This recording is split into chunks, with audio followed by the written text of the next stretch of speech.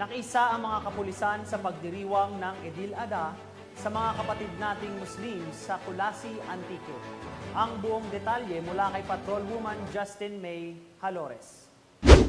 Nasugid na nakiisa ang mga tauhan ng Sebaste Municipal Police Station sa pagdiriwang ng Eid al-Adha ng mga kapatid nating Muslim sa Barangay Halandone, Kulasi, Antique. Nito lamang ika-16 ng Hunyo taong kasalukuyan.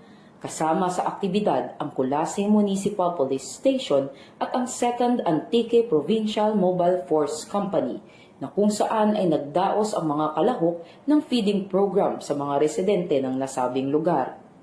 Nagsagawa ang kapulisan ng nasabing aktibidad upang ipakita ang kanilang pakikiisa at pagmamahal sa mga miyembro ng Muslim community sa lugar. Patuloy ang PNP sa kanilang misyon na maging bahagi ng buhay ng bawat mamamayan sa anumang relihiyon o kultura bilang tagapagtaguyod ng kapayapaan at kaligtasan sa buong lalawigan ng Antique.